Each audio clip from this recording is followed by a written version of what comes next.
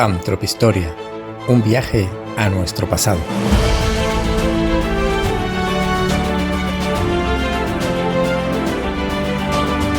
Con José Antonio Cabezas, Rosa María Huertas y José Antonio Cabezas Jr.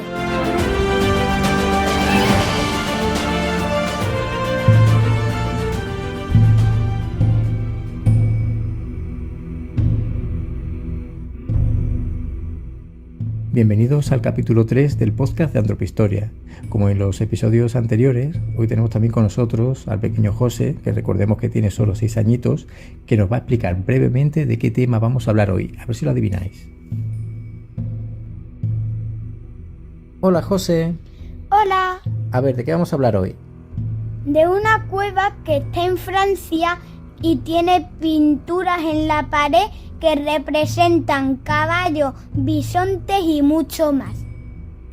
¿Sabéis de qué se trata? Eso es, vamos a hablar de la cueva de Lascaux. Empezamos. El topónimo de la cueva de Lascaux procedía de una familia noble de los Labrus de Lascaux. Esta familia poseía un castillo abandonado que se encontraba cerca de Montignac, junto al cual había una cueva que estaba envuelta en muchas leyendas locales. Una de ellas decía que un sacerdote de esta familia, durante la Revolución Francesa, se había refugiado en la cueva huyendo de la represión y que después tapó la entrada para ocultar un tesoro dentro. Pero, nada más lejos de la realidad, el cerramiento de la cueva pudo deberse a un corrimiento de tierras. Sin embargo, a saber, la gente decía escuchar incluso extraños sonidos procedentes de las entrañas de la cueva. Sobre el año 1920, una tormenta derribó un abeto que estaba cerca de la entrada de la cueva y al caer, sus raíces dejaron al descubierto la oquedad. Ante el peligro de perder algún animal dentro, ya que un burro había desaparecido en su interior, los ganaderos de la zona cubrieron esta entrada. Más tarde, el 8 de septiembre de 1940, un joven de 17 años llamado Marcel Rabidat y su perro Robot decidieron ir a buscar el acceso a la misteriosa cueva para buscar el supuesto tesoro que escondía en sus entrañas. Después de mucho rastrear la zona, fue el can el que finalmente dio con un agujero que estaba bien oculto entre los matorrales, que tenía un diámetro de 1 metro y una profundidad de 1,5 metros. Robot logró abrir un orificio escarbando en el fondo de la cavidad, y a través de él Marcel lanzó una piedra cuyo sonido reveló que se trataba de un hueco con una gran profundidad. El anochecer hizo que la exploración de Lascaux se aplazara un poco. El joven, 4 días después, volvió al lugar con 3 amigos suyos de edades similares. Con una herramienta de fabricación casera, según parece un largo cuchillo, excavó en la oquedad durante alrededor de 1 hora hasta que pudo meter la cabeza y luego el resto del cuerpo. Una vez que estuvo en el interior, comenzó a rectar con los codos, iluminándose con una simple lamparilla de fabricación casera. Marcel trabajaba en un taller mecánico como aprendiz y usó sus conocimientos para elaborar esta lámpara con una bomba de aceite de un automóvil, en la que se impregnaba de este denso líquido la mecha de algodón prendida. Según su narración, cuando penetró unos 6 metros en la caverna, cayó rodando sobre unos nódulos de siles pozo abajo. La luz se apagó, pero consiguió encenderla de nuevo y alentó a sus amigos para que entraran.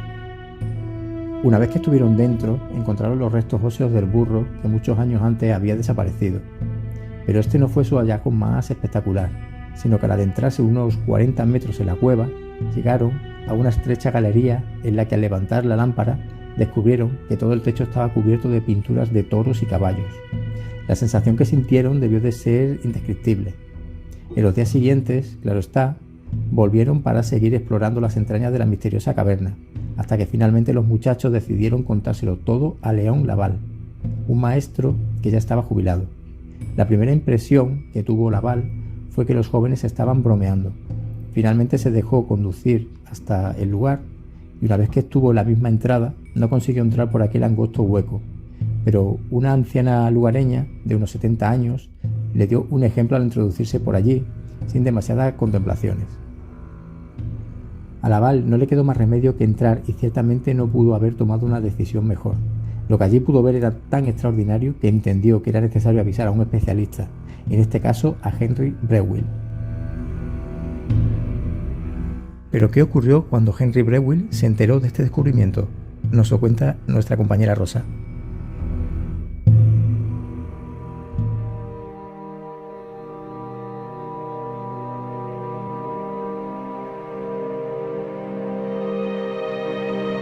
Henry Breuil era un profesor sexagenario que en mayo de 1940, cuando los alemanes invadieron Francia en los inicios de la Segunda Guerra Mundial, se unió a la masa de parisinos que huía hacia el sur de Francia. Se le conocía como el abate Breuil por su condición de clérigo y era uno de los estudiosos de la época que más sabía de arte paleolítico. No en vano, había dedicado mucho tiempo a explorar y calcar casi todas las muestras de arte parietal que se habían encontrado en Francia y en España desde que en 1879 se hallaran las pinturas de Altamira. Breuil se fue de París en un vehículo que había alquilado y en el que llevaba muchas de sus pertenencias. En su ida, cargó con una gran parte de sus documentos científicos y con una selección que hizo de sus colecciones de muestras arqueológicas y antropológicas. En el coche llevaba muestras de arte mueble, huesos grabados y cráneos humanos fósiles pertenecientes al Museo del Hombre y al Instituto de Paleontología Humana, donde trabajaba como profesor desde 1910. El abate también era el titular de la primera cátedra de prehistoria en el Collège de France desde 1929 y miembro del Institut de France desde 1938. Breuil se instaló en la casa de Jean Buissonny, un antiguo compañero del seminario, que se encontraba en la población de Brive-la-Gaillarde. Fue allí donde uno de los chicos que descubrió la cueva de Lascaux, Maurice Taon, le llevó la noticia del sorprendente hallazgo, junto con unos croquis del sitio y algunos calcos de las pinturas que él mismo había trazado. El abate, claramente interesado, se desplazó pronto al pueblo de Montignac y allí estuvo estudiando las pinturas prehistóricas de la cueva durante 3 meses. Breuil no tardó en dar a conocer sus primeras conclusiones sobre Lascaux. A su entender, estas pinturas pertenecieron al periodo auriñaciense, que se extendió entre unos 38.000 y 30.000 años atrás. En un artículo que publicó en 1941, afirmó que Lascaux era la Altamira francesa y que igualaba a las pinturas cantábricas tanto en calidad como en el valor de su arte. Sin embargo, el abate se equivocó en cierta medida.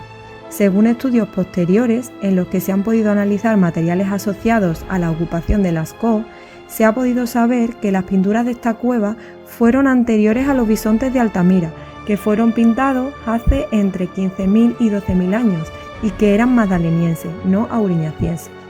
Además, a los artefactos allí encontrados se les ha podido dar una antigüedad de entre 17.000 y 18.600 años, según los resultados de un análisis a una varilla de asta de reno allí encontrada. Posteriormente, se ha sabido que los artistas paleolíticos de la cueva de Altamira realizaron sus obras pictóricas hace más de 35.600 años, durante el periodo auriñaciense. Igualmente, se ha sabido que algunos signos de la cueva del Castillo, que se encuadra dentro del complejo cavernario de Monte Castillo, en Puente Viesgo, Cantabria, cuentan con más de 40.800 años de antigüedad.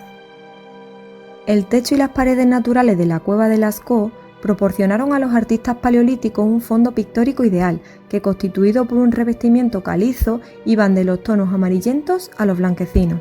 Sobre estos lienzos pétreos destacaban las pinturas con más vigor y viveza. Sin embargo, para muchos historiadores del arte contemporáneo, la policromía de Lascaux no alcanzaba el grado ni la perfección que se logra en Altamira, ni se prodigaba tanto en la mezcla de colores. En las pinturas de Altamira no se yuxtaponían simplemente los dos colores principales, el negro y el rojo, sino que se mezclaban para ofrecer una variadísima gama de tonos intermedios. En la cueva cantábrica se emplearon otros colores, pero solo se usaron de forma esporádica. En Lascaux, las figuras de los animales se reprodujeron con un naturalismo que se asemejaba mucho al de Altamira, salvando las diferencias. Los motivos que principalmente figuraban en el caso francés fueron los caballos salvajes y los megaceros, unos ciervos cuyas poderosas astas seguro que impresionaron tanto a los artistas prehistóricos que les incitaron a reproducirlas con un gran detalle. No obstante, también aparecen otras figuras faunísticas imponentes, como las que revisten las paredes de la llamada Sala de los Toros de Lascaux. Allí, aparte de los caballos y los megaceros, aparecen diversos bóvidos como los huros e incluso se muestra un oso. La franja pictórica de esta sala contaba con hasta 20 metros de longitud. Después de este salón, la cueva se dividía en dos cavidades, una de las cuales conducía al pozo.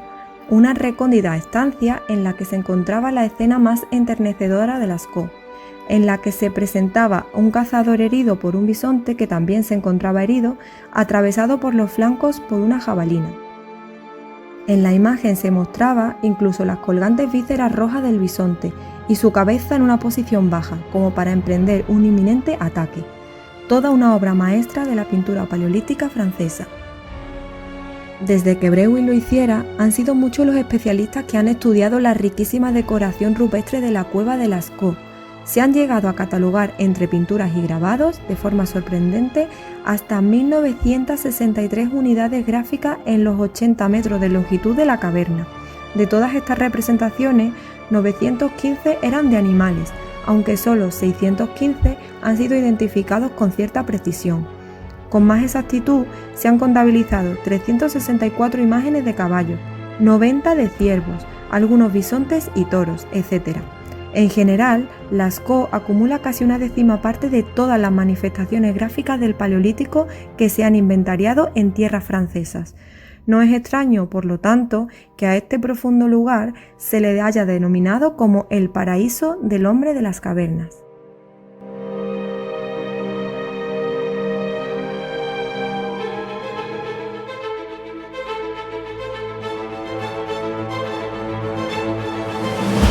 Esto ha sido todo por hoy. No olvides suscribirte a nuestro canal para no perderte ningún episodio de nuestro podcast y recuerda que también puedes seguir Antropohistoria en las redes sociales Facebook, Twitter, Instagram, LinkedIn y Telegram y nuestra página web antropohistoria.com. Hasta nuestro próximo capítulo.